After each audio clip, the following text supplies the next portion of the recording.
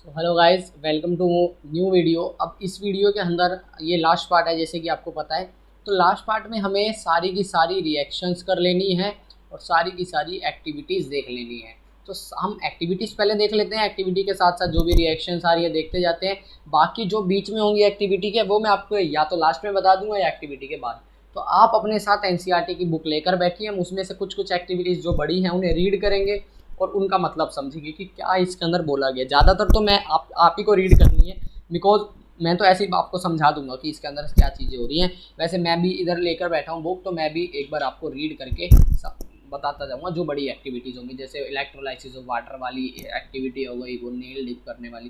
तो चलो अब हम स्टार्ट कर देते हैं हमारी फर्स्ट एक्टिविटी से।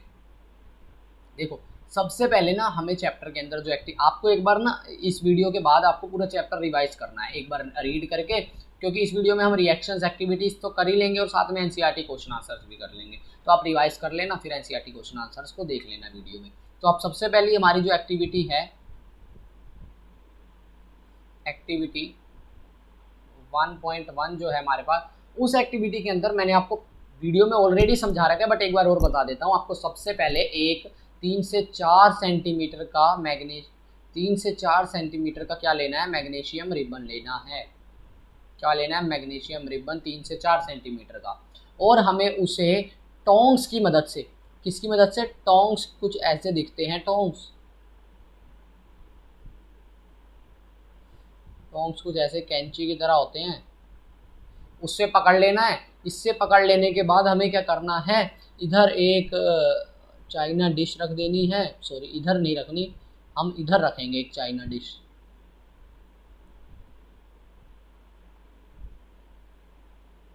इस चाइना डिश के अंदर अभी इसको इधर पीछे से, मतलब कैंडल भी लगी है इसके अंदर, इसको यहाँ से हमें कैंडल से ऐसे या फिर लाइटर से या किसी भी चीज़ से बर्न कर देना है।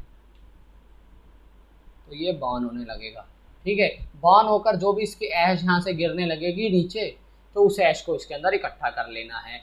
अब ये जो ऐश यहाँ से निकली, ऐश, ये क्या होगा, ये क्या होगा, मैग्नीशियम ऑक्साइड। ये होगा हमारा मैग्नीशियम ऑक्साइड। ये ऐश क्या होगी हमारे पास, हमारी मैग्नीशियम ऑक्साइड। तो अब इस ऐश को हम, मतलब ये जो ऐश होती है क्या कलर होता है इसका, वाइट कलर होता है। ये क्वेश्चन आता है, वाइट कलर की ऐश इकट्ठी होती है। और जब ये बर्न होता है, it Burns with a dazzling light, dazzling light के साथ ये बर्न होता है, ठीक है ना। तो ये एक तरीके की डेजलिंग लाइट के साथ बर्न होता है, मतलब एकदम से वाइट लाइट को छोड़ते हुए एकदम से बर्न होता है। तो अब इसकी रिएक्शन क्या होती है हमारे पास, Mg को जब हमने, मैग्नीशियम रिबन को जब हमने बर्न किया, तो हमें क्या मिलता है, MgOO। इसको बैलेंस करोगे तो 2Mg plus O2 giving us 2MgO। तो ये हमारे पास जो हो गई, हमारी पहली जो है हमारे पास बैलेंस्ड हमारे पास आ गई। एक सेकेंड, अब इसको क्या करना है, आपने एक एक करके, मैं जो आपको इक्वेशंस बताए जा रहा हूँ, उनको आपने एक जगह पर साइड में इकट्ठा करके लिख लेना है, ठीक है ना, एक एक करके, ठीक है। ये इसको यहाँ रख लेते हैं, ठीक है। तो यहाँ पर हमारे पास ये आ गई पहली हमारी इक्वेशन, ठीक है ना। तो अब इधर मैं क्या करूँगा, एक सेकेंड यार, क्या हो रहा है इधर, ठीक है। अब हम अपनी नेक्स्ट एक्टिविटी की तरफ बढ़ते हैं। नेक्स्ट एक्टिविटी में हमें क्या करना है, एक मिनट में ज़रा पेज को स्क्रॉल डाउन कर दूँ,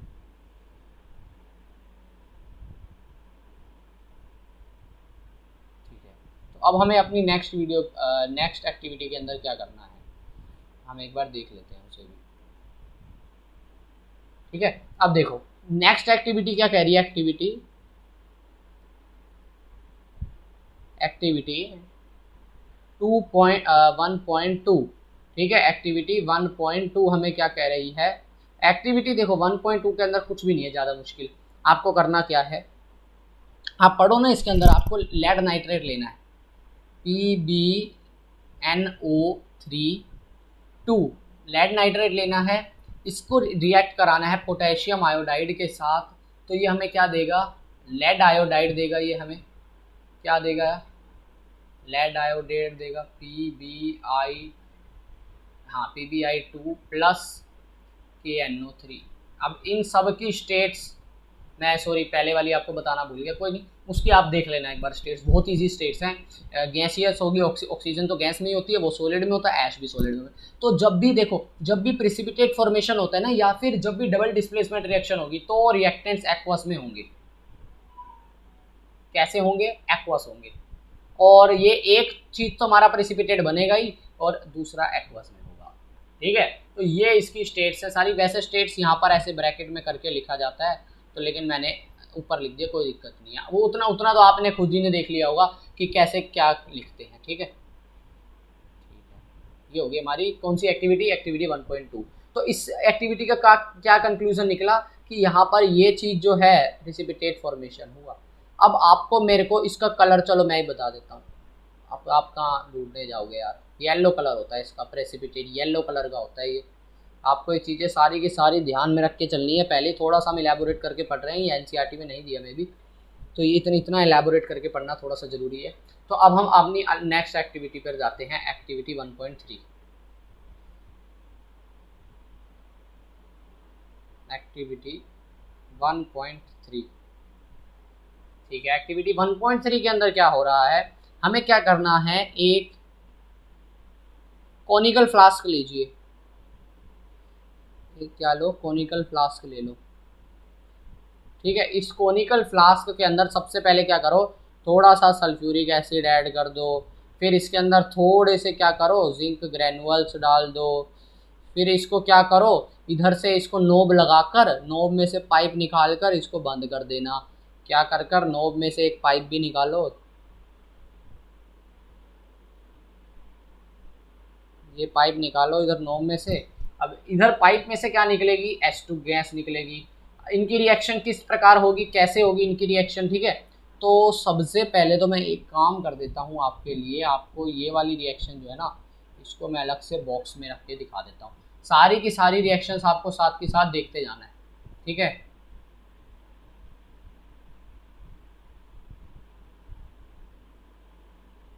ये हो गया हमारा बॉक्स के अंदर।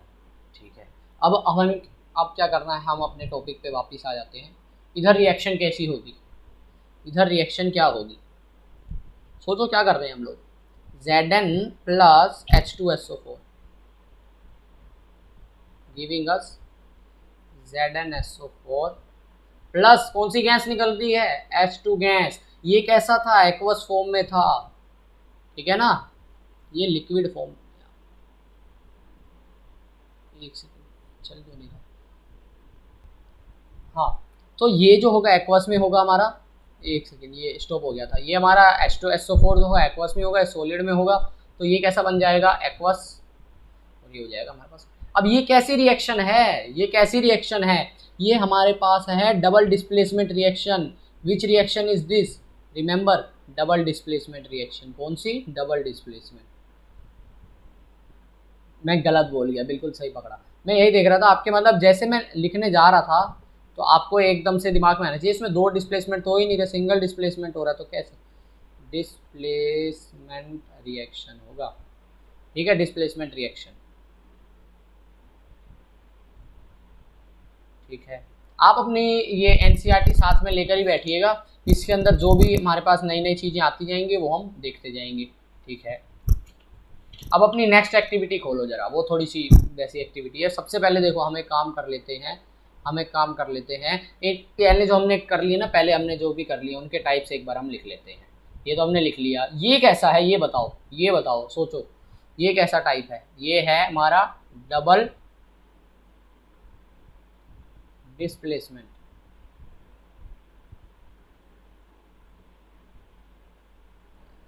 रिएक्शन। ठीक है, ये हमारा डबल डिस्प्लेसमेंट रिएक्शन है। ठीक है जी, अब ऊपर वाला तो कॉम्बिनेशन था यार, उससे ऊपर वाला तो कॉम्बिनेशन था, उसमें तो लिखने की कोई ज़रूरत ही नहीं है। मेरे को तो ऐसा लग रहा है कि आपको इतना तो पता ही होना चाहिए कि वो कौन सा रिएक्शन था, कौन सा नहीं था। ठीक है, एक सेकेंड, अब इसको भी मैं बॉक्स में कर देता हूँ, तो सारी चीज़ें मैं आपको बॉक्स में रख के दिखा रहा हूँ, तो आप उससे मतलब एक रिलेट कर सकें क्या हो रहा है इसको। एक सेकेंड, अब जो हमारी नेक्स्ट एक्टिविटी आएगी, जो हमें क्या करना है, फोर्थ एक्टिविटी के अंदर क्या करना है हमको, ये चल नहीं रहा, एक सेकेंड। हाँ, अब हमें फोर्थ एक्टिविटी के अंदर अपनी क्या करना है, CaO को क्या करना है, ये आ गया बॉक्स के अंदर फाइनली। अब हम अपनी नेक्स्ट एक्टिविटी की तरफ बढ़ते हैं। ठीक है, नेक्स्ट एक्टिविटी में हमें क्या करना है, आ गए हम अपनी नेक्स्ट एक्टिविटी पर, एक्टिविटी 4 पर। थोड़ा सा फास्ट करेंगे। एक्टिविटी 1.4, इसके अंदर आपको क्या करना है, एक बीकर लेना है, बीकर के अंदर पानी भरना है, इसके अंदर ये अपने ये पैकेट के अंदर से ये डालना है CaO। CaO माने क्विकलाइम, चूना, ठीक है ना, बोले तो चूना। अब ये जो हमारे पास बन के आएगा ये क्या होगा, CaOH2, जिसे हम कहते हैं फ्लैग लाइन, और इसे बनने के साथ साथ इसके साथ हीट निकलेगी। कैसी रिएक्शन है ये तो हमारी कॉम्बिनेशन रिएक्शन है। अब ये रिएक्शन आपको खुद लिखनी है, इसको रिलेट कर कर आपको खुद लिखनी है। अभी पॉज कर कर अब मैं लिखता हूँ, पॉज करके लिख लो, मैं अब लिख रहा हूँ। स्टेट्स अगर मैं भूल जाऊँ तो स्टेट्स और बैलेंसिंग तो आप ही को करनी है, वो तो आप ही की प्रैक्टिस के लिए है सारी चीज़। और स्टेट्स इतनी जब बोली जाए आपको क्वेश्चन के अंदर तभी लिखो। अगर बोली जाए कंप्लीट रिएक्शन लिखो तो आपको कंप्लीट लिखनी है। यार वो थोड़ा टेढ़ा हो गया, कोई नहीं। CaOH2 प्लस में हमारे पास आ जाता है हीट। ये हमारे पास हीट भी निकलती है। ये कौन सी रिएक्शन हो जाएगी हमारी, ये हो जाएगी हमारी कॉम्बिनेशन रिएक्शन।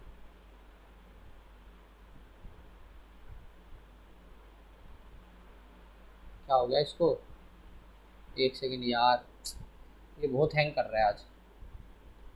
ठीक है, ये कौन सी रिएक्शन होगी हमारी, कॉम्बिनेशन रिएक्शन। ठीक है, ये रिएक्शन होगी कॉम्बिनेशन। अब हम अपने नेक्स्ट टॉपिक पर चलते हैं। ठीक है, हमारी एक्टिविटी कौन सी, 5th एक्टिविटी 1.5। इस एक्टिविटी के अंदर आपको क्या दिया है, देखो जरा, देखो इस एक्टिविटी के अंदर आपको मे बी फेरस सल्फेट लेना है। लेट मी चेक, क्योंकि गलत हो जाए इससे। हाँ, फेरस सल्फेट लेना आपको 2 ग्राम। अमाउंट में इतना मत जाओ, आप समझो कंसेप्ट, समझो हो क्या रहा है। फेरस सल्फेट लेना है और फेरस सल्फेट को हीट करना है। एक आपको दी हुई होगी टेस्ट ट्यूब, टेस्ट ट्यूब के अंदर होगा यहाँ आपका, यहाँ पर होगा आपका बर्नर, यहाँ पे होगा आपका बर्नर। इधर से आपको इसको टोंग्स से पकड़कर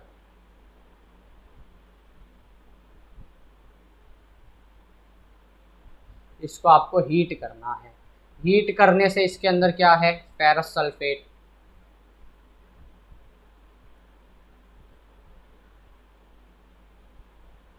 FeSO4। अब ये FeSO4 वाली रिएक्शन देखो क्या होगा, FeSO4 के आने से। FeSO4 वाली रिएक्शन जरा आप देखो, एक सेकेंड, ये देखो। अब आप खुद सोचो यार, जब कोई चीज़ हीट हो रही है, अब अगर हम हीट दे रहे हैं उस चीज़ पे, क्या होगा, FeSO4 को हीट देने पर, देखो ना आपकी इसके अंदर, आपकी बुक के अंदर लिखा हुआ है सेम, FeSO4 को हीट करने पर क्या मिलेगा, Fe2O3।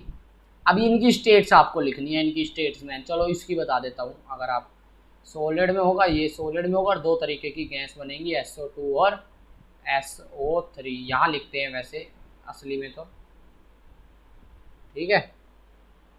एक सेकेंड में चार्जिंग ऑफ कर दूँ यहाँ से, ठीक है। ये आपको ऐसे करना पड़ेगा, ठीक है। अब हम अपने नेक्स्ट एक्टिविटी की तरफ बढ़ते हैं। एक बार इसका टाइप देख लो यार, ये तो डी, इसमें तो मतलब आपको टाइप पूछना भी नहीं चाहिए था, आपको खुद ही लिख देना चाहिए था अभी तक तो टाइप इस चीज़ का, ठीक है ना। ये तो बहुत इजी थी रिएक्शन, इसका टाइप तो मतलब हो जा भाई, क्या हो गया इसको, छोड़ो यार, हम इस बॉक्स का झंझट ही छोड़ दें, अपने आप अंडरलाइन हो गया, कोई नहीं, ठीक है। बॉक्स का झंझट छोड़ो अभी के लिए, ठीक है। अब हम अपनी नेक्स्ट रिएक्शन की तरफ बढ़ते हैं।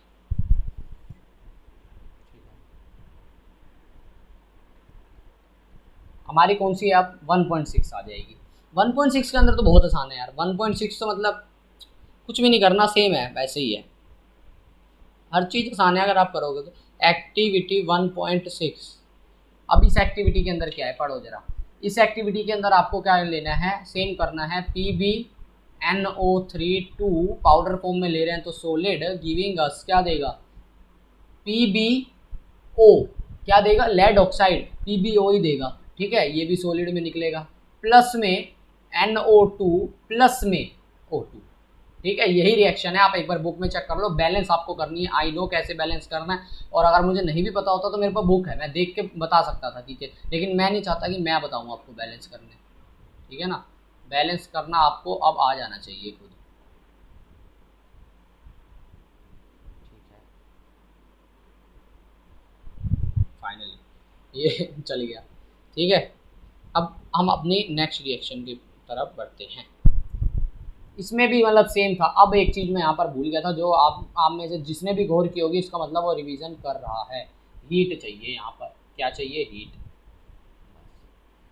ठीक है। अब हम एक्टिविटी 1.7 जो कि मेन है, एक्टिविटी 1.7, इसके लिए ना मैं चाहूँगा कि चलो मैं ही डायग्राम बना लेता हूँ, वरना आपको, चलो मैं आपको ना एक बार एक पिक शो करता हूँ डायग्राम की। तो मैं आपको ये पिक शो कर रहा था जो आपको शो हो रही होगी। तो इस पिक के अंदर देखो, इस डायग्राम के अंदर देखो बेसिकली कि हो क्या रहा है। हमने सबसे पहले क्या करा, एक लिया हमने ऐसा बीकर, क्या करना है हमें, पढ़ते जाओ, जो मैं यहाँ पर लिखा है ना, एक प्लास्टिक मग ले लो, ये हाँ मग ही है। प्लास्टिक मग के अंदर क्या करना है आपको, ऐसे 2 रबर स्टॉपर लगाने हैं, क्या करना है, 2 ऐसे रबर स्टॉपर लगाने हैं, ठीक है। Let me use another colour, ऐसे 2 स्टॉपर लगाने हैं। स्टॉपर क्यों लगाने हैं, पहले तो होल ड्रिल करोगे फिर स्टॉपर लगाओगे, स्टॉपर को पानी भी भरना है इसके अंदर, ऊपर से टेस्ट ट्यूब भी लगानी है। तो आपको क्या करना है, इन दोनों स्टॉपर के अंदर सबसे पहले ना कार्बन इलेक्ट्रोड डाल देने हैं, या फिर मतलब एक ही बात है, ग्रेफाइट रोड हो या मैं वो बोलूँ, तो आपको 2 ग्रेफाइट रोड डाल देनी है, एक को कैथोड से एक को एनोड से, ठीक है। अब आप क्या करोगे, इसके अंदर पूरा पानी भरोगे, पहले क्या करोगे, ऐसे आप बीकर लोगे, बीकर के अंदर आपने 2 क्या करना है, ग्रेफाइट रोड लगानी है, लगा दी ग्रेफाइट, होल तो ऑब्वियसली करोगे, रबर स्टॉपर भी लगाओगे। फिर उसके बाद आपको यहाँ तक इसको पानी से भर देना। पानी से भरने के बाद इसके अंदर आपको कुछ ड्रॉप्स क्या डालनी है, हमारे पास सल्फ्यूरिक एसिड की कुछ ड्रॉप्स डालनी है, सल्फ्यूरिक एसिड की इसके अंदर मिल जाएंगी। फिर आपको यहाँ से टेस्ट ट्यूब डालकर कवर कर देना है इसको, और इन दोनों को ऑब्वियसली इससे कनेक्ट करना है एक बैटरी से। ये होगा आपका cathode, anode side positive, cathode side negative, positive negative. ये कर यहाँ पर एक स्विच भी लगा देना, अगर लगाना चाहते हो तो लगाना ही पड़ेगा, वरना एकदम से ऑन हो जाएगा नहीं, ठीक है। ऐसा सब करने से होगा क्या, ऐसा सब करने से होगा क्या, इलेक्ट्रोलाइसिस हो, वाटर हो जाएगा, मतलब H2 और O2 अलग हो जाएगा। अब H2 कौन सी साइड इकट्ठी होएगी, देखो ना, आपको मैं ट्रिक बता रहा हूँ। देखो, कैथोड साइड का मतलब होता है नेगेटिव, और एनोड का मतलब होता है, ये होता है कैथोड, ये होता है एनोड, एनोड का मतलब होता है पॉजिटिव। तो अब मेरे को बताओ, ऑक्सीजन जो है वो कैसे फॉर्म होता है, ये है ऑक्सीजन का बीच का हिस्सा, एक सेकेंड, ये है ऑक्सीजन के बीच का हिस्सा, ठीक है। ये है आ गया हमारे पास ऑक्सीजन का, एक सेकेंड, आपको मैं समझाने के लिए थोड़ा सा ट्राई करूँगा, क्या हो गया इसको, एक सेकेंड।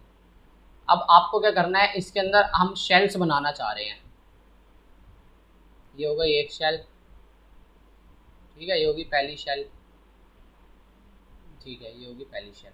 अब हम अगर ये देखें कि इसकी दूसरी शेल क्या होती है, इसकी दूसरी शेल क्या होती है, दूसरी शेल ये होती है,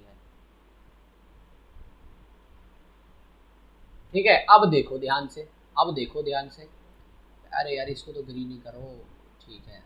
ये देखो बीच में ये हो गया हमारा न्यूक्लियस, ये हो गया हमारे 2, इधर एक इधर एक, इसके नंबर क्या होता है, 8 होता है ना इसका एटॉमिक नंबर, 8 पहले में 2, दूसरे में 1 2 3 4 5 6, पूरा होने के लिए 8 है। अब क्या करे, अपने 6 इलेक्ट्रॉन दे दे के 2 नेगेटिव ले ले, 2 नेगेटिव ले ले भाई, 2 नेगेटिव इलेक्ट्रॉन्स तू ले ले। तो अगर 2 नेगेटिव लेगा तो इसकी वैलेंसी क्या हो जाएगी, 2 नेगेटिव। अब नेगेटिव चीज़ तो पॉजिटिव की तरफ भागेगी ना, खुशी खुशी भागेगी पॉजिटिव की तरफ, तो वो कहेगी मैं पॉजिटिव की तरफ ही जाऊंगी। तो वो इसलिए ऑक्सीजन जो है वो एनोड साइड बनेगा, और हाइड्रोजन जो है, हाइड्रोजन H2 वो बनेगी कैथोड साइड। अब एक क्वेश्चन आता है हमारे पास कि why the amount of gas collected, ध्यान से सुनना, why the amount of gas collected in one test tube is double the amount formed in first test tube. क्यों होता है ऐसा? अब देखो, एनोड पर ऑक्सीजन बन रही है तो एनोड से डबल होगी कैथोड पे। क्यों? H2O के अंदर H जो है वो डबल है बाय वॉल्यूम, डबल है बाय वॉल्यूम O से। तो क्या होगा कि H2 गैस जो है, जो डबल अमाउंट में है H2O में, वो कैथोड साइड पे बन जाएगी। यहाँ पर ये जो बबल्स हैं, ये तो एनोड है ना, हाँ, यहाँ बन जाएगी हाइड्रोजन हमारी। यहाँ मैं थोड़ा सा अलग कलर यूज़ करता हूँ, H2 यहाँ बन जाएगी O2 ऑक्सीजन, तो ये हमारे पास यहाँ बनेगी। ठीक है, तो ये याद रखना, ये आपको आंसर इधर लिखना है। इसकी रिएक्शन को भी देख लेते हैं हम जरा, इसकी रिएक्शन हम देख लेते हैं। देखो भाई, इसकी रिएक्शन के अंदर क्या हो रहा है, H2O on giving electricity H2 plus O2 के अंदर टूट जाता है। ये चीज़ जो इलेक्ट्रिसिटी हम लोग दे रहे हैं ना, आपको ये चीज़ याद रखनी है, इलेक्ट्रिसिटी। ये इलेक्ट्रिसिटी वर्ड जो है इसको आप ध्यान से याद रखो, ठीक है ना। ठीक है, अब क्या इस रिएक्शन के अंदर क्या हो रहा है, देखो कौन सी रिएक्शन है, डीकम्पोजिशन रिएक्शन। इलेक्ट्रोलाइसिस हो रहा है यहाँ पर, क्या हो रहा है, इलेक्ट्रोलाइसिस हो रहा है यहाँ पर, तो इलेक्ट्रोलाइसिस हो रहा है यहाँ पर। ठीक है, ये सब आपको अपने नोट्स में लिखना है, बनाते हो ना नोट्स, आई होप कि आप लोग सारे नोट्स बनाते हो। ठीक है, ये हो रहा है। अब हम बढ़ते हैं अपने नेक्स्ट एक्टिविटी की तरफ। 1.8, कुछ मत करो, धूप में चले जाओ, क्या करो, धूप में चले जाओ। 1.8 एक्टिविटी, धूप में जाकर क्या रखो, खिड़की से बाहर चाइना डिश लो, चाइना डिश के अंदर क्या रखो, चाइना डिश के अंदर रख लो सिल्वर ब्रोमाइड या सिल्वर क्लोराइड, AgCl, हाँ, सिल्वर क्लोराइड। ये जो प्रोसेस मैं बता रहा हूँ ब्लैक एंड वाइट फोटोग्राफी में यूज़ होती है ये चीज़, आप एक बार NCERT पढ़ना, आपको मिल जाएगा। तो होगा क्या यहाँ पर क्या होगा, जब हम AgCl को सनलाइट देंगे, क्या देंगे, सनलाइट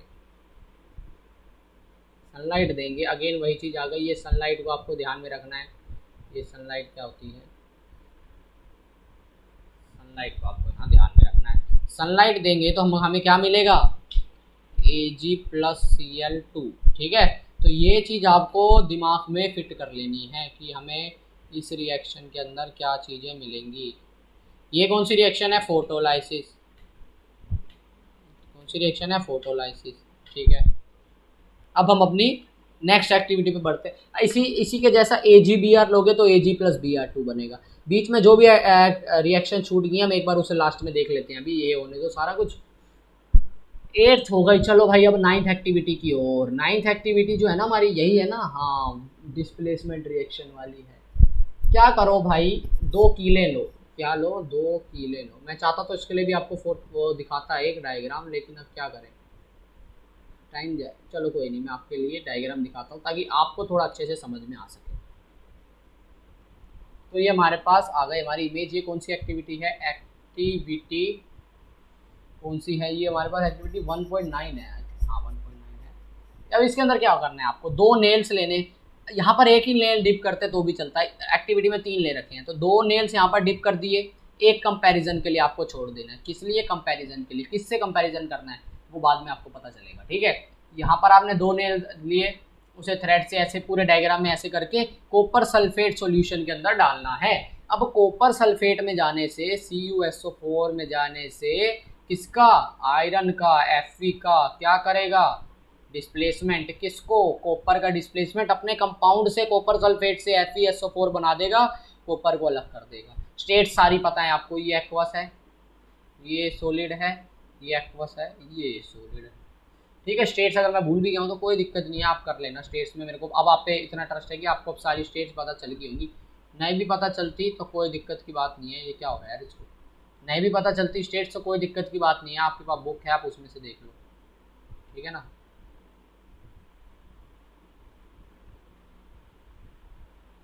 यार चल नहीं रहा मेरे, आई थिंक चल नहीं रहा आज, कोई दिक्कत नहीं है।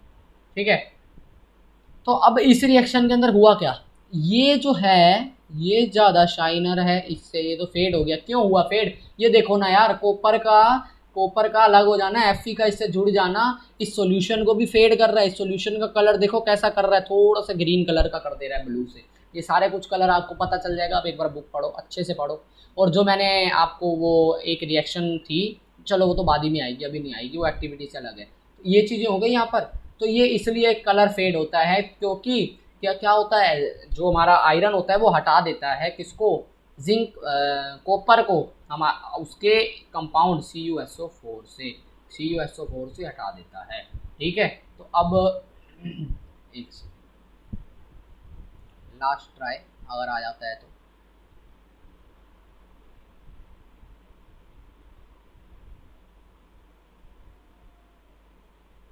ठीक है,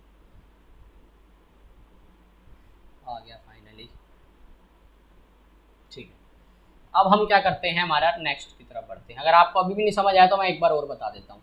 क्या करेंगे हम यहाँ पर, एक क्या करेंगे, हम क्या करेंगे, एक टेस्ट ट्यूब के अंदर 2 नेल्स डालेंगे, Fe मतलब आयरन नेल्स डालेंगे, और इसी के अंदर क्या होगा, कॉपर सल्फेट सॉल्यूशन होगा। अब कॉपर सल्फेट के साथ रिएक्ट होकर ये FeSO4 बना लेगा, Cu को अलग कर देगा। तो ये कभी तो चेंज अलग हुआ है, तो सिंपल कॉपर सल्फेट सॉल्यूशन, इससे कोई भी रिएक्शन नहीं हुई है।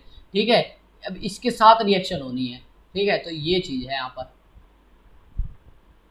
ये रिएक्शन यहाँ पर हो रही है। एक ऐसी रिएक्शन होती है CuSO4 प्लस Zn, ये हमें देता है, एक सेकेंड, ये Zn हमें क्या देगा, CuSO4 प्लस Zn हमें क्या देगा, ये शेप बन रही है, इंटू शेप कर दिया मैंने। CuSO4 प्लस Zn हमें क्या देगा, सेम चीज़ करेगा, ZnSO4 प्लस C।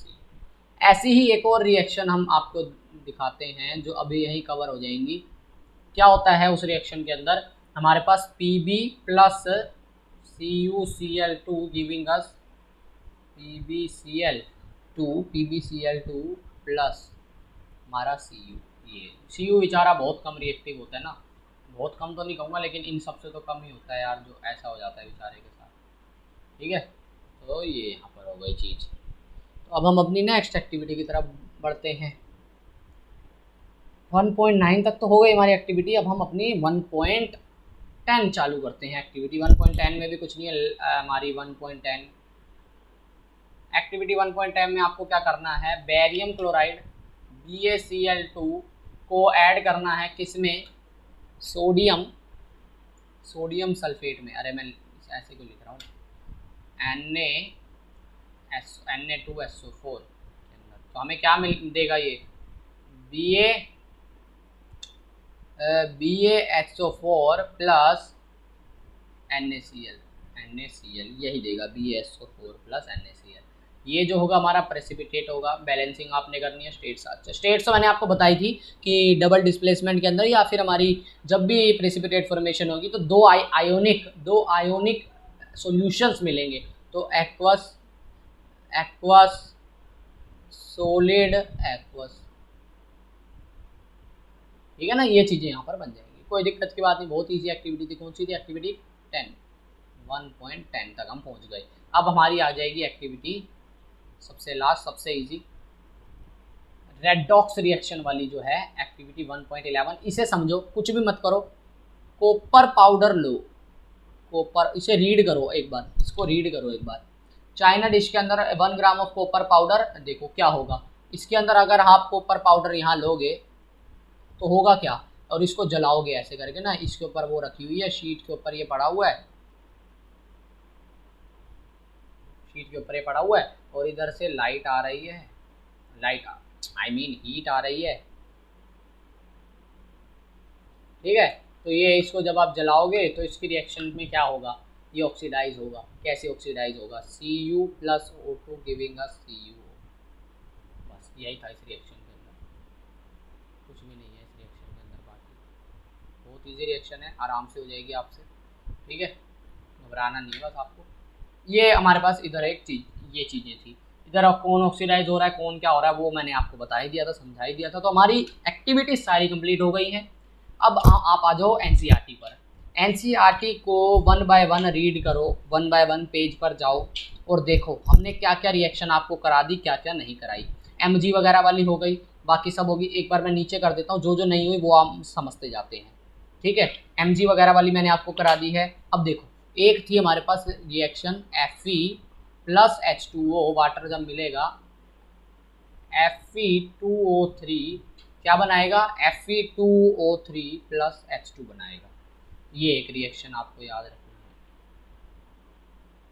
ठीक है ना। ये एक रिएक्शन आपको याद रखना है,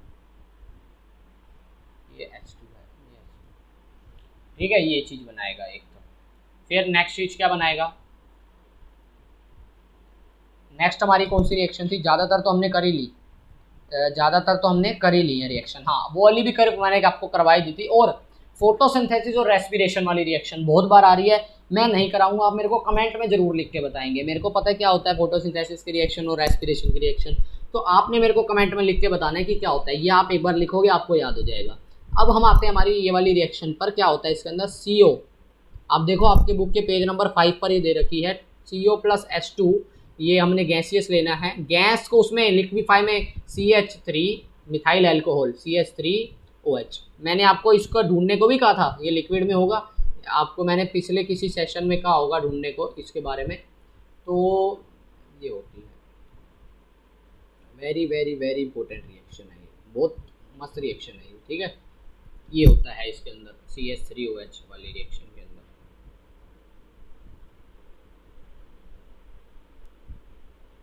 ठीक है। अब हम अपनी अगली रिएक्शन पर आते हैं, ठीक है। बाकी तो आपने फोटोसिंथेसिस वगैरह वाली रिएक्शन देखनी है खुद। हाँ, जो मैं आपको बताना चाह रहा था, ये दो रिएक्शन आपने ध्यान से सुननी है। देखो क्या होता है, जो हमारे पास हमारा CaOH2 बनता है सेलेक्ट लाइन, अगर जब हम इसे दीवार पे लगाते हैं तो इस CO2 के साथ रिएक्ट करता है। रिएक्ट होने के बाद ये हमें क्या प्रोडक्ट बना के देता है, CaCO3, एक शाइनी सा हार्ड टेक्सचर प्लस H2O। ये तो सॉलिड होगा ही, ये लिक्विड है पानी, सॉलिड क्योंकि दीवार तो सॉलिड ही होती है। ये गैस से रिएक्ट करेगा, ये एक्वस। ये देखो चीज़, ये तो मेन चीज़ थी हमारे पास, ये बहुत अच्छी चीज़ थी, हमें याद रखनी है।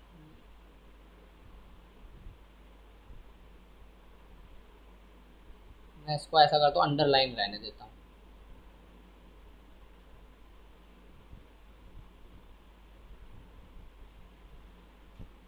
ठीक है। ये इससे ऊपर जा नहीं रहा, ठीक है, इसको मैंने अंडरलाइन ही कर दिया, छोड़ो, ठीक है। ये ऐसे बनता है यार, ये चल क्यों नहीं रहा,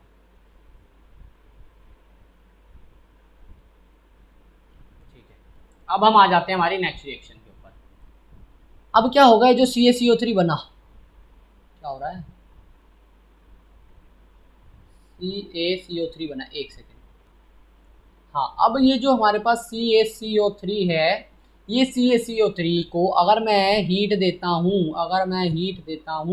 तो ये वाटर लूज कर जाएगा, CaO प्लस CO2 के अंदर चेंज हो जाएगा। स्टेट्स आपने खुद लिखनी है, ठीक है। ये यहाँ पर एक चीज़ होगी। अब ये सीमेंट इंडस्ट्री में ये रिएक्शन यूज़ होती है, आपको इसे याद रखना है इस चीज़ को, और आपको एनसीईआरटी जरूर एक बार रीड करनी है, ठीक है। अब हमारी आगे की रिएक्शंस देखो, आ जाओ बुक पर ही आ जाओ। कार्बन प्लस सॉलिड में oxygen giving us CO2, very easy reaction.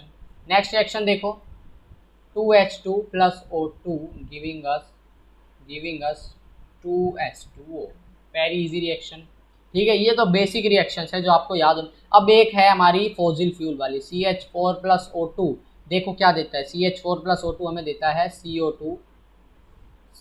आप अगर एक बार इसको ऐसे बुक में से देखोगे, लिखोगे एक दो बार, आपको याद हो जाएगी ये रिएक्शन। CO2 प्लस H2O हमें देता है, ठीक है, ये हमें देता है।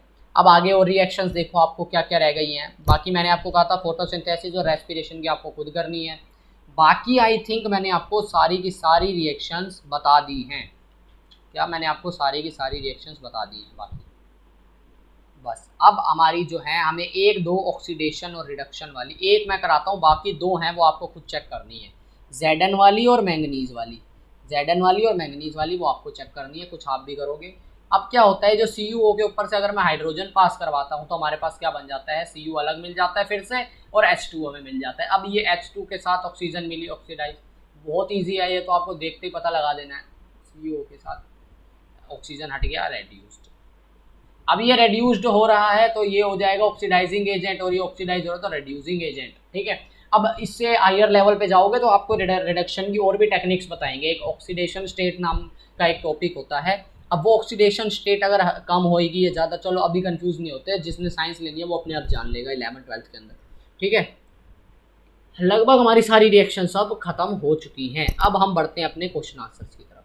इस पे क्वेश्चन आंसर्स की तरफ अब मैं इधर से क्वेश्चन आंसर्स हमारे जो थे ना NCERT सॉल्यूशन, इधर आ जाते हैं NCERT सॉल्यूशन। ठीक है, ये ना NCERT सॉल्यूशंस के अंदर हम लोग क्या करने वाले हैं आज। अब इन NCERT सॉल्यूशंस के अंदर हम क्या करेंगे, देखो आपने एक तो अपनी बुक खोल लो क्योंकि NCERT क्वेश्चंस उसके अंदर हैं, तो आप अपनी बुक ओपन कर लो एक बार, उसके अंदर सारे क्वेश्चंस निकाल लो, उसकी मैं आपको एक्सप्लेनेशन देता हूँ। बहुत ही फास्ट करेंगे, मैं सारे क्वेश्चंस के आंसर भी नहीं लिखवाऊंगा, सिर्फ और सिर्फ आंसर मतलब कहीं से रीड नहीं कर रहे, तो बुक है मेरे पास हमारी NCERT की बुक, उसमें से मैं बस आपको क्वेश्चंस देख रहा हूँ। हाँ, पहला क्वेश्चन है, why should a magnesium ribbon be clean before burning in air. क्यों होना चाहिए, ये मैं आपको क्वेश्चन ऑलरेडी ही समझा चुका हूँ कि इसके ऊपर वाइट लेयर और लेयर ऑफ मैग्नीशियम ऑक्साइड होता है जो एनेबल नहीं करता बर्निंग को। ठीक है, अनएबल कर देता है बर्निंग को। ठीक है, नेक्स्ट क्वेश्चन, बैलेंस करो the equation for the following chemical reactions. Hydrogen H2 plus Cl2, hydrogen है, क्लोरीन है, और क्या बन रहा है, HCl बन रहा है। ये मैं एक आपको करके दिखा रहा हूँ, बाकी आपको खुद करनी है। H2 प्लस Cl2 2HCl, बहुत इजी बैलेंसिंग है। ठीक है, balance chemical with symbols for the following reaction. Symbol लिखने आपको 9th से आने चाहिए, आपको सिंबल लिखने 9th से आने चाहिए। ठीक है, ये जो सिंबल्स कैसे लिखते हैं, जैसे पहली रिएक्शन के अंदर ही एक जो पहला दे रखा है ना कंपाउंड में, उसका बताऊंगा, क्योंकि अगर मैं ही सारे क्वेश्चन आंसर करा दूंगा तो मेरा बताने का क्या फायदा। ठीक है, अब क्या होगा कि आपको क्या करना है, जैसे बेरियम क्लोराइड दे रखा है, बेरियम क्लोराइड दे रखा है, तो बेरियम जो होता है उसकी 2 होती है वैलेंसी। ठीक है, और Cl की 1 होती है, तो ये इधर चला जाएगा तो फॉर्मूला बन जाएगा BaCl2। तो ये चीज़ हम आपके पास बन के आ जाएगी, ये आपको पता होना चाहिए। आप 9th वाला टेबल याद कीजिए दोबारा, मैं तो यही आपको सजेस्ट करूँगा। अब हमारे पास नेक्स्ट क्वेश्चन है, name the substance X which is use for white washing. अब ये तो मेरे को आपको बताना ही नहीं चाहिए। ठीक है ना, कौन सी चीज़ आपकी वाइट वॉशिंग के लिए यूज़ होती है, आपकी वाइट वॉशिंग के लिए यूज़ होती है कैल्शियम ऑक्साइड। अब आगे क्वेश्चन पढ़ो क्या है, राइट द रिएक्शन ऑफ इतना नेम्ड। ठीक है, एक्स की रिएक्शन लिखो, जो एक्स दे रखा है ना उसकी रिएक्शन क्या होती है, CaO प्लस H2O क्या देता है, ये OH2 प्लस में हीट भी देता है, प्लस में हीट। ठीक है, ये रिएक्शन थी। ठीक है, यहाँ मैं समझा के इसको हटाता जाऊँगा, हम नई स्लाइड पर नहीं जाएंगे क्योंकि ये बहुत ईजी टॉपिक है। ठीक है, why is the amount collected in one of the test tube. मैंने आपको ऑलरेडी समझा दिया, ये क्वेश्चन मैं दोबारा नहीं समझाऊंगा, बैक जाओ वीडियो में देखो कि क्यों इलेक्ट्रोलाइसिस ऑफ वाटर के अंदर एक अमाउंट डबल होती है गैस की। ये बता देता हूँ, हाइड्रोजन की डबल होती है। अब आप अपने आप ही अंदाजा लगा सकते हो। Why does the colour of copper sulphate solution, ये क्वेश्चन भी मैंने बता दिया कि जो हमारी एक्टिविटी 1.9 थी, हाँ 1.9 थी, उसके अंदर क्यों कॉपर सल्फेट का कलर होता है। अब वो तो मैं भाई नहीं बताऊंगा दोबारा। देखो हम साथ की साथ क्वेश्चन करते हुए चले हैं हर एक, अब मुझे भी नहीं पता था यहाँ पर ये सब क्वेश्चन है, मैंने तो आपको बताया है कि क्वेश्चन आ सकते हैं। और आगे आप क्वेश्चन देखो, गिव एन एग्जांपल और double displacement reaction other than the given in the book. ये दे दो जो मैं आपको बता रहा हूँ, ज़्यादा कॉम्प्लिकेटेड पे जाओ ही मत। NaOH सोडियम हाइड्रोक्साइड, NaOH ये सेकंड चैप्टर में भी है रिएक्शन, आपकी वहाँ की भी रिएक्शन याद हो जाएगी। तो giving us H2O plus NaCl, ये ले लो रिएक्शन। ठीक है ना, ये बैरियम क्लोराइड और उससे अलग देनी थी ना आपको, बैरियम क्लोराइड और वो वाली जो नहीं थी हमारी लेड नाइट्रेट वाली रिएक्शन थी डबल डिस्प्लेसमेंट, उससे अलग देनी थी, तो मैंने ये दे दी। देखो ना इसके अंदर एक और खासियत है, क्या खासियत है सोचो, ज़्यादातर डबल डिस्प्लेसमेंट रिएक्शन जो होती है ना प्रेसिपिटेट फॉर्म करती है, ये नहीं कर रही, इसे नोट कर लो, ठीक है। ये भी हो गई रिएक्शन, पीछे करके इसे नोट कर लेना, ठीक है। अब हम अपनी आगे बढ़ते हैं।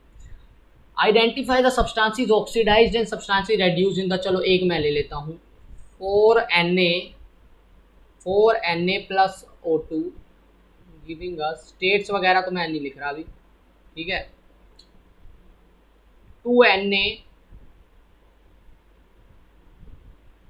2O, क्या हो रहा है यहाँ पर, क्या चीज़ हो रही है यहाँ पर, देखो इस क्वेश्चन के अंदर ध्यान से देखो और नेक्स्ट क्वेश्चन के अंदर भी देखो क्या हो रहा है। नेक्स्ट क्वेश्चन में रीड करूँ जब तक आप देखो, ठीक है। अब क्या हो रहा है यहाँ पे, Na ऑक्सीडाइज हो रहा है, ऑक्सीडाइज हो रहा है, बहुत इजी रिएक्शन है, ऑक्सीडाइज हो रहा है Na ऑक्सीडाइज, क्योंकि O2 मिल रहा है। अब ऑक्सीजन के साथ क्या हो रहा है मेरे को कमेंट में आपने बताना है, बहुत मस्त चीज़ होएगी इधर, ठीक है। आपने सोचना है, हमने पहले भी ऐसी सेम रिएक्शन करी थी, नई चीज़ नहीं है ये। अब एक है CuO प्लस H2, अरे भाई ये तो अभी करके आ रहे हैं, 2 मिनट भी नहीं हुए, इसको तो छोड़ो, इस पर टाइम वेस्ट मत करो, अभी तो करी है ये वाली reaction. Which of the statements about the reaction below are incorrect. अब देखते हैं हम इधर क्या क्या चीज़ें हमें दे रखी हैं। 2PbO, जिनके पास बुक्स नहीं है मैं उनके लिए लिख रहा हूँ और रीड भी कर रहा हूँ, ध्यान से सुनो। C carbon giving us 2Pb solid के अंदर प्लस CO2 गैस के अंदर।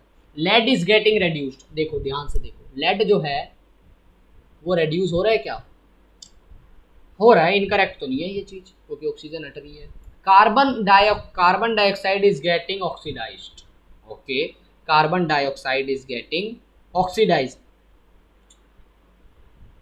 ये जो कार्बन डाइऑक्साइड है ये क्या ऑक्सीडाइज हो रहा है, आप इस पे सोचो जरा, ध्यान से सोचो, ध्यान से सोचो, सारे ऑप्शंस पढ़ो, ठीक है, ध्यान से पढ़ो ये और सारे ऑप्शन ध्यान से पढ़ो।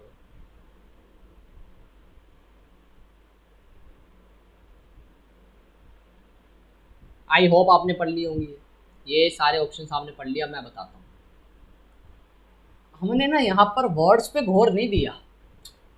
फर्स्ट ऑप्शन क्या लिखा था भाई, ध्यान से पढ़ो यार, ध्यान से पढ़ो। अब कईयों ने कहा क्या रहा होगा ना, लेड जो है रेड्यूस हो रहा है, नहीं हो रहा lead reduce, lead oxide reduce हो रहा है। रिएक्टेंट साइड की चीजें देखो जब भी ऐसे ऑक्सीडाइज रेड्यूस लिखा हो, ठीक है। मैंने भी जानबूझ के आपको कहा कि अच्छा ये स्टेटमेंट तो ठीक है, लेकिन यहाँ देखो ना ये लेड ऑक्साइड है, तो थर्ड ऑप्शन तो बिल्कुल ठीक है। Fourth option lead oxide is getting reduced, और जो हमारा थर्ड ऑप्शन है ये भी ठीक है, कार्बन इज गेटिंग ऑक्सीडाइज्ड। लेकिन जो पहले दो ऑप्शन है ना, जिसमें क्या बोला गया था पहले दो ऑप्शन में, lead only, lead is reduced, ये चीज बिल्कुल गलत है। कार्बन डाइऑक्साइड जो कि यहाँ पर राइट हैंड साइड पर बन रही है, उससे पहले कैसे कह सकते हो तुम उसके साथ क्या हो रहा है, ये तो गलत चीज़ हो गई ना। तो इस चीज़ के बारे में ये क्वेश्चन बहुत अच्छा था भाई, ये क्वेश्चन बहुत अच्छा था, ठीक है। अब आ जाओ अपने नेक्स्ट क्वेश्चन पर। Fe2O3 प्लस Al2O3, ठीक है। अब ये आपको बताना है ये कौन सा, ऑप्शन तो देखना ही नहीं है, अगर आपने ऑप्शन देखना तो पाप है इस क्वेश्चन के अंदर, जो पाप करेगा देख लो भाई। फिर Al2O3 प्लस में 2Fe, इसके अंदर ये कौन सी रिएक्शन हो रही है भाई, ये तो बहुत इजी रिएक्शन, कुछ भी नहीं हो रहा, DR डिस्प्लेसमेंट रिएक्शन, और कुछ नहीं है इसके अंदर, डबल तो हम कह नहीं सकते, ठीक है। हमारे पास नेक्स्ट क्वेश्चन क्या आ रहा है, what happens when dilute iron filings, क्या होगा, बहुत अच्छे से पता है ये क्वेश्चन, तो मेरे को रुकना ही नहीं चाहिए। आयरन फिलिंग है और जो एक्टिविटी में दे रखा था वो कुछ और था, तो वो आपको भाई समझना पड़ेगा। आयरन फिलिंग के साथ क्या कर रहे हैं, हाइड्रोक्लोरिक एसिड जो है हम ऐड कर रहे हैं, तो क्या होगा, ये तो यार आपको पता है डिस्प्लेसमेंट रिएक्शन होगी, इतना हिंट दे दिया, खुद कर लो बाकी तो, ठीक है ना। What is a balanced chemical equation, why should the chemical equation should be balanced, इसका मैं कंसेप्ट समझा देता हूँ आपको।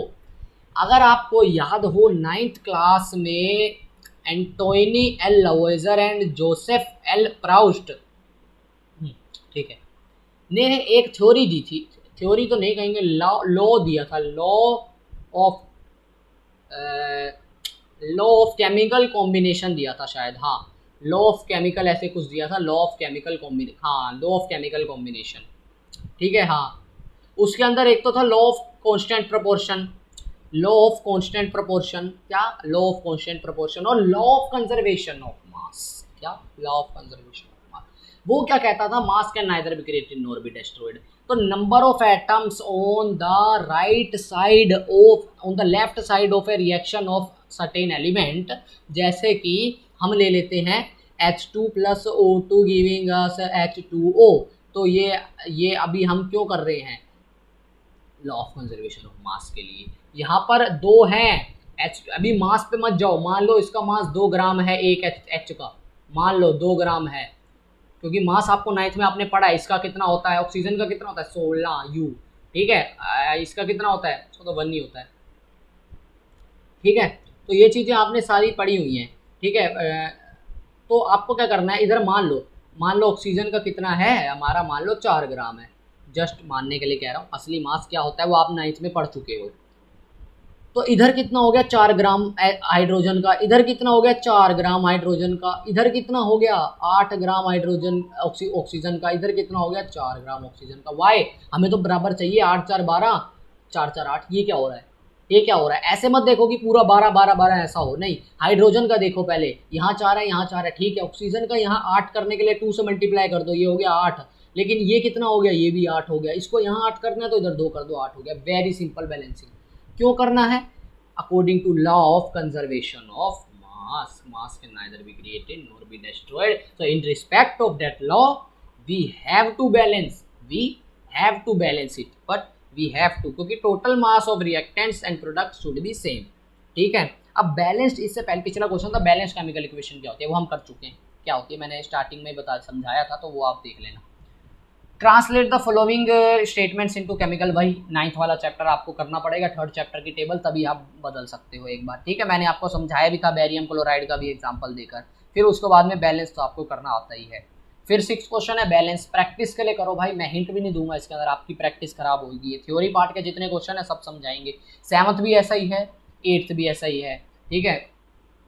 What is exothermic and endothermic, पूरी डिफाइन बताइए नोट्स के अंदर, कोई डिफाइन नहीं छोड़ी, अब आपको वही डिफाइन यहाँ पर लिखनी है। Exothermic, the reaction in which heat is evolve along with the formation of product, जैसे मेरे को याद है आपको याद होनी चाहिए, the reaction in which heat is evolve along with formation of product is known as exothermic reaction, वो होती है एक्सोथर्मिक रिएक्शन। ज़्यादातर जो होती है बर्निंग वगैरह वाली होती है एक्सोथर्मिक रिएक्शन, जहाँ पे O2 मिल रहा होता है, ठीक है, वो आप आगे जाके ऑब्जर्व करोगे। Endothermic, the reaction in which heat is given to carry out the reaction, energy is given for carrying out the reaction, तो ये मैं आपको समझा चुका हूँ। एग्जाम्पल तो आप ही को देने हैं, बहुत इजी रिएक्शन है, एग्जाम्पल आप ही को देने हैं, ठीक है। Why is respiration considered as an exothermic reaction, क्यों कहा जाता है, अब समझो क्या समझना है आपको, कि देखो जो भी हम खाना खाते हैं जैसे राइस, पोटैटो और ब्रेड वगैरह, इसके अंदर होता है कार्ब्स, कार्बोहाइड्रेट, जो कि C6H12O6, तो ये जब ब्रेक डाउन होते हैं ग्लूकोज के अंदर तो एक रिएक्शन होती है, क्या होती है, एक रिएक्शन होती है। अब इस रिएक्शन को एक्सोथर्मिक क्यों कहा जाता है, देखो ना, पढ़ो, ये एक्सोथर्मिक रिएक्शन, क्योंकि देखो अभी हम रिएक्शन पे नहीं जाएंगे, उसका मैं आपको एक रीज़न बताता हूँ, क्योंकि ये 6th चैप्टर हमने अभी तक करा नहीं है, 6th चैप्टर अब हम इसके अगला ही हमारा 6 है, तो तब तो मैं इस चीज़ को बताऊँगा ही, ये टॉपिक ही बताऊँगा तब, लेकिन अब इस चीज़ को समझो, आपको खाना खाने से क्या मिलता है, एनर्जी मिलती है काम करने की। एक्सोथर्मिक रिएक्शन होता ही क्या है, एक्सोथर्मिक रिएक्शन का तो मतलब यही है कि एनर्जी मिले। अब उसकी रिएक्शन क्या हो रही है इसमें आपको नहीं पढ़ना, ये 6th चैप्टर में हम पढ़ेंगे, अभी मैं बताऊंगा तो आपको थोड़ी सी कंफ्यूजन हो सकती है। C6H12O6 + O2 + H2O giving us, क्या देता है हमें, एनर्जी तो देगा ही, साथ में जो जो चीज़ें देगा, जो हमारी CO2 भी बाहर निकलती है, H2O भी निकलता है साथ में, तो वो चीज़ में हमें फंसना ही नहीं है अभी। अब अपने नेक्स्ट क्वेश्चन पर चलते हैं। मैंने आपको बता दिया एक्सोथर्मिक का आप रिलेट करो, खाना खाते हो एनर्जी मिलती है, खाना खाते हो एनर्जी मिलती है, तो खाना खाने से रिएक्शन जो होती है, खाना टूटता है रेस्पिरेशन के दौरान ऑक्सीजन से कंबाइन होकर, तो जो रिएक्शन हुई उसने आपको क्या दी, एनर्जी दी, ATP की फॉर्म में 38 ATP देता है, 36 ATP देता है, ऐसे देता है, ठीक है, वो आपको मिल जाता है। आप चेक करना, ये एटीपी वगैरह छोड़ो, आपको एटीपी की फॉर्म में नाइट में हमने पढ़ लिया मिलती है, लेकिन एनर्जी मिलती है ना, बस क्वेश्चन से भटको मत, एक्सोथर्मिक रिएक्शन है, ठीक है। Why are the decomposition react opposite of combination, क्यों कहा जाता है डीकम्पोजिशन को? डीकम्पोजिशन में एक रिएक्टेंट टूटता है दो या दो से ज़्यादा प्रोडक्ट में, और दो या दो से ज़्यादा रिएक्टेंट टूटते हैं कुछ एक नए प्रोडक्ट के अंदर कॉम्बिनेशन में। नथिंग, ए प्लस बी करने पर सी मिलता है, इधर इधर सी को तोड़ने पर ए प्लस बी मिल रहा है, और कुछ भी नहीं है, और कुछ भी नहीं है। टूटता तीन तरीके से है ये, हीट से, लाइट से, और इससे थर्मल हो गया, इलेक्ट्रिसिटी से, ठीक है, तीन हो जाती है। Right one equation each for the decomposition reaction energy supplied in the form में हीट। अभी मैं वही बोल रहा था आपको, ये तो याद होनी चाहिए। CaCO3 को हीट देने पर क्या बनता है, मैं हिंट दे रहा हूँ, इसको हीट दो क्या बनेगा, H2O पे इलेक्ट्रिसिटी दो, क्या बनेगा, और इधर हमारे पास कौन सी रिएक्शन आ जाती है, AgCl को सनलाइट दो, क्या बनेगा। अब हम सारा कुछ कराएं, देखा कितना इजी हो गया, मैंने कहा था टच करके चलो सब कुछ पता चल जाएगा आपको, ठीक है। ये हो गया हमारे पास, ठीक है। अब हम अपनी नेक्स्ट क्वेश्चन पर आ जाते हैं। इस चैप्टर के अंदर 20 क्वेश्चन है। What is the difference between displacement and double displacement reaction. अच्छा, अब इस डिफरेंस को ध्यान से समझो।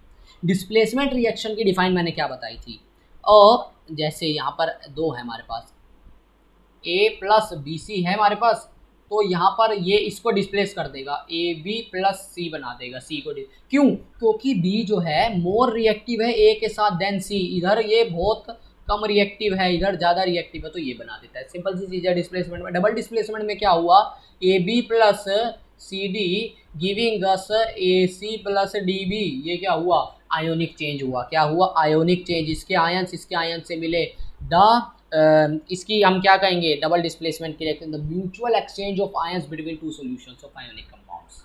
आयोनिक कंपाउंड्स क्या होते हैं, जिनमें कोई ना कोई चार्ज हो, ओवरऑल कोई ना कोई चार्ज हो, आयन हो। ये आप और डीप में पढ़ोगे 11th के अंदर। आपको जो भी डिफाइन मैंने बताई है उस डिफाइन को आपने एग्जाम में जाकर लिखना है, लेकिन इस तरीके से लिखना है, थोड़ा सा मॉडिफाई करके लिखना है, आपको उसके साथ एग्जाम्पल भी देना है। In the refining of silver, the recovery of silver from silver nitrate, क्या, recovery of silver from involve displacement reaction by, ठीक है, सिल्वर नाइट्रेट की रिकवरी होती है AgNO3 प्लस में Cu कर डिस्प्लेसमेंट रिएक्शन उसने बोल दिया, क्या करो, CuNO3 प्लस Ag, यही चीज़ें यहाँ पर बनेगी, ठीक है। अब आपको देखो, अब आप लोग क्या करते हैं, इससे CuNO3 बना देते, लेकिन आप देखो ना यार, ये चीज़ गलत है, ये चीज़ गलत है, ध्यान से देखो, इधर इधर कोई और चीज़ आएगी। मैंने क्या लिखा, CuNO3 नहीं होगा, वैलेंसी तो देखो, CuNO3 2 होगा यहाँ पर। अब हम देखते हैं नेक्स्ट क्वेश्चन पर, ठीक है। ऐसा क्यों हुआ यहाँ पर, ये आपको 9th चैप्टर में पता चलेगा, हमारे 9th क्लास के 3rd चैप्टर के अंदर पता चलेगा, ठीक है। यहाँ पर ये चीज़, ये रिकवरी है, किस चीज़ की रिकवरी है, सिल्वर की, सिल्वर की। यार देखो, ये जो सिल्वर को एक तरीके से ना हमें अलग करना है, तो हम कैसे करेंगे, उसका सिल्वर को किस में मिक्स कर दो, उससे एक हाई रिएक्टिव, क्या, हायर रिएक्टिव एटम, मतलब हायर रिएक्टिव एलिमेंट के साथ उसको मिक्स कर दो। ये एक्वा सॉल्यूशन के अंदर है, इसको इसके अंदर डाल दिया कॉपर को, तो कॉपर इसको डिस्प्लेस करके अलग कर देगा ना, हो गया अलग। क्या चाहिए, डिस्प्लेसमेंट रिएक्शन हो गई बस, और कोई झंझट ही नहीं, बस आराम से। ऐसे सिल्वर अलग हो जाता है कॉपर से, याद रखना सिल्वर कैसे अलग होता है, ठीक है। अब देखो next question, what do you mean by precipitation reaction. इससे तो मैंने को बताना ही नहीं चाहिए। When the solutions of two ionic compounds, क्या सॉल्यूशन ही मिलेगा हमेशा, सॉल्यूशन मिलेगा टू आयोनिक कंपाउंड का, तो एक प्रेसिपिटेट फॉर्म होगा। प्रेसिपिटेट इनसॉल्युबल सॉल्ट होता है जो पानी के अंदर मिक्स नहीं हो सकता, ये चीज़ होती है रिएक्शन, मैंने आपको बता रखी है। एक्सप्लेन ऑक्सीडेशन रिडक्शन, आप कर लोगे इस चीज़ को। अ shiny brown coloured element on heating air becomes black, ठीक है, ब्लैक हो जाता है। ये क्वेश्चन मैं आपको बताना भूल गया था, तो चलो क्वेश्चन हमें पता चल गया। जब मैं Cu को, ठीक है ना, Cu को बर्न करूंगा O2 के साथ, तो CuO बनेगा, CuO बन। देखो क्वेश्चन क्या कह रहा है, शाइनी ब्राउन कलर का ही तो होता है कॉपर, तो हीट करने पर ब्लैक हो जाता है, ये चीज़ आपने याद रखनी है। ये क्वेश्चन के साथ हमें सामने आ गई। ऐसा तो नहीं ना हम चैप्टर में सारे क्वेश्चन कर रहे, तो क्वेश्चन कभी हम कर रहे हैं, कोई नई चीज़ निकल आए, जैसे ये नई चीज़ निकल आई, ठीक है। Why do we apply paint on iron article, simple सी दो टुक डिफाइन बता रहा हूँ, क्या लिखना है, by applying paint on iron articles, क्या लिखना है, ध्यान से सुन लो, यही लिख के आना है आपको। अगर आपको कुछ मॉडिफाई करना है, कहीं से देखना है, किसी से पूछना है ये सही है गलत है, पूछो। On applying paint on iron article क्या होता है? The contact between moist air and iron, the contact between, यहाँ लिख देता हूँ, ऑन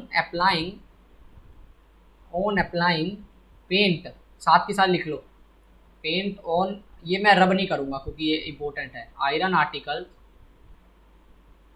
द कॉन्टैक्ट, क्या, द कॉन्टैक्ट बिटवीन किसके, मोइस्ट एयर एंड ऑक्सीजन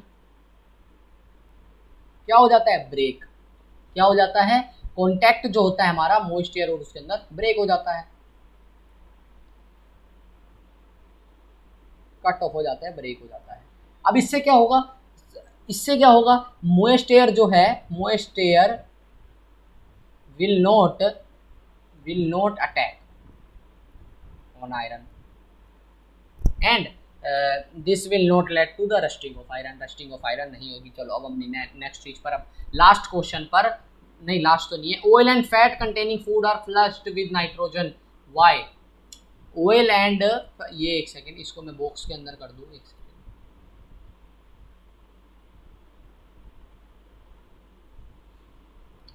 ऐसा हम क्यों करते हैं कि ऑयल वाली, अब देखो इस क्वेश्चन का आंसर, यहाँ पे क्या हो रहा था? कट्स ऑफ हो रहा था, सेम एडिंग, ये लिख दो, यही define, adding nitrogen to the food having fat and oil cuts off the contact between the food and oxygen. इससे क्या होगा? नहीं होगा, क्या नहीं होगा? ऑक्सीडाइज नहीं होगा। ऑक्सीडाइज नहीं होगा तो क्या होगा? ना ही फूड जैसे सील जाता है ना, सीलेगा भी नहीं, ठीक है ना, सीलेगा भी नहीं, और उसके बाद उसकी जो स्मेल है वो भी गंदी नहीं होगी, उसका टेस्ट भी गंदा नहीं होगा, ठीक है। ऐसे एयर टाइट कंटेनर में भी रखने का क्या मतलब होता है? एयर टाइट कंटेनर में रखने का क्या, एयर ही नहीं है, मतलब कॉन्टैक्ट ही बंद है, तो कट ऑफ करना है कॉन्टैक्ट बस, और कुछ नहीं करना, ऑक्सीडाइज ना हो जाए, बस कट ऑफ करना है बस। एक्सप्लेन करोजन एंड रेंसिडिटी, बस ये जो हमारी जो ये वाली चीज़ है ना, डिफाइन वाली है, तो हमने उसी टाइम कर ली थी, हमारी जो भी हमने चैप्टर पढ़ा है, कोरोजन क्या होता है और रेंसिडिटी क्या होता है। चलो मैं ऐसे ही प्रोनाउंस करके बता देता हूँ एक बार। रेंसिडिटी की डिफाइन समझ लिया ना, अपने आप को बनाने में कोई दिक्कत नहीं है, डिफाइन, और बनेगी भी एकदम बुक जैसी। क्या होता है? when food material containing fat and oil are left exposed in air for few hours या for some time, ठीक है, the oxys they get oxidized and due to their oxidation क्या होता है?